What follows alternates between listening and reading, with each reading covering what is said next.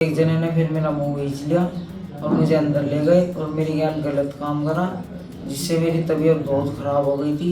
मस्जिद में जी मेरे इसके गैल गलत काम संपर्क करा जी, इन्होंने गलत काम करा जी मस्जिद में कर दिया। मस्जिद में जी पहले नशीली कोल्ड ड्रिंक पिलाई, फिर नाबालिग लड़के के साथ हैवानियत बढ़ती गई।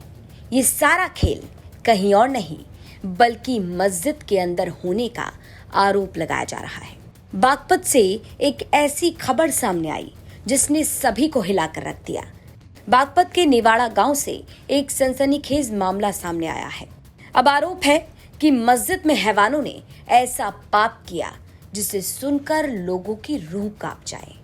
दरअसल 20 जुलाई 2025 को तकिए वाली मस्जिद में चल रही इस्लामिक जमात में पीड़ित किशोर भी शामिल हुआ था। अब आरोप है कि इसी जमात में शामिल 2 दूसरे नाबालिग लड़कों ने पहले किशोर को बहलाया, फुसलाया और फिर उसे नशीली कोल्ड ड्रिंक पिलाकर बेहोश कर दिया। आरोप है कि बेहोश होने के बाद दरिंदगी का खेल शुरू हुआ। अब आरोप है कि दोनों ने बारी बारी से नाबालिग पीड़ित के साथ में अननेचुरल रेप किया। जानकारी के मुताबिक जब नाबालिग पीड़ित की तबीयत बिगड़ी तो बात घर तक पहुंची, जिसके बाद परिजन सीधा मस्जिद पहुंचे। बेहोशी की हालत में किशोर को घर तक लाया गया। जब होश आया तो उसकी आपबीती सुनकर परिजनों के होश उड़ गए। आप भी सुनिए कि नाबालिग पीड़ित लड़के ने क्या कुछ बताया। तो करीब 9 बजे कोल्ड ड्रिंक लाई, उन्होंने मुझे पिलाई और जी उससे मैं नशे की हालत में हो गया थोड़ा सा। और एक जने ने फिर मेरा मुंह खींच लिया और मुझे अंदर ले गए और मेरी गैल गलत काम करा, जिससे मेरी तबीयत बहुत ख़राब हो गई थी। तबीयत ख़राब हो गई थी मेरी बहुत ज़्यादा। इससे फिर मैंने घर बताया, फिर उन्होंने हमारे पे दबाव डाला, ना तुमने रिपोर्ट करी तो तुम्हें पीटेंगे। इस वजह से हमने 25 तारीख को रिपोर्ट लिखवाई और मेडिकल करवाया। लेकिन हैरानी की बात देखिए, जब परिवार न्याय की ओर बढ़ा तो मस्जिद से जुड़े कुछ लोगों ने मामले को दबाने की कोशिश की।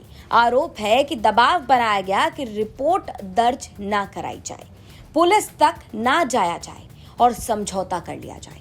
लेकिन परिजन पीछे नहीं हटे, हिम्मत दिखाई और 5 दिन बाद 25 जुलाई को शहर कोतवाली में हैवानियत को अंजाम देने वाले दोनों आरोपियों के खिलाफ मुकदमा दर्ज किया गया। ये 3 दिन की जमात में गए थे, वहाँ से जाके ये रात को इसकी गैल जो है नींद पीत की गोली थी, मैं उस सुबह पता लगा।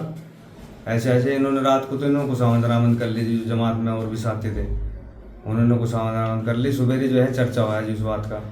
हमने जाकर वहाँ छानबीन करी जी, मस्जिद में भी पूछी, जो मस्जिद के जिम्मेदार हैं उनसे भी पूछी, जो और साथी थे इनके जो जमात में थे उनसे भी पूछी जी। वे कह रहे जी चलो जी कहना सुना करेंगे और उसे मनाएंगे इन्हें, कहेंगे इन्हें।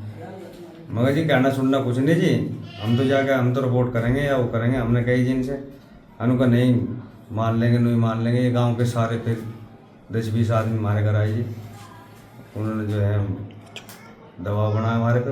तो क्या करा आपके बच्चे साथ मस्जिद में जी मेरे इसके गैल गलत काम संपर्क करा जी, इन्होंने गलत काम कराया जी मस्जिद में कर दिया। मस्जिद में जी देखने वाले गवाह हैं जी, और हमारे पास और 2 आदमी और हैं।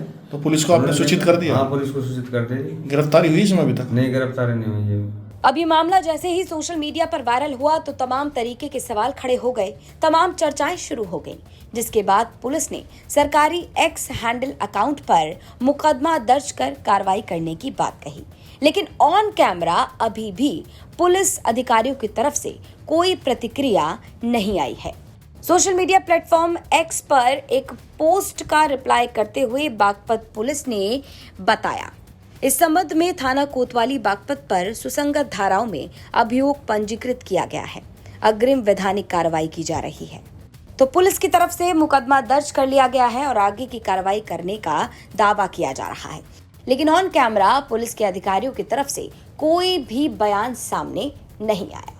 अब ये मामला लगातार सोशल मीडिया पर वायरल है। लोग सवाल कर रहे हैं कि धार्मिक स्थल मस्जिद में ऐसे पाप को कैसे अंजाम दिया जा सकता है?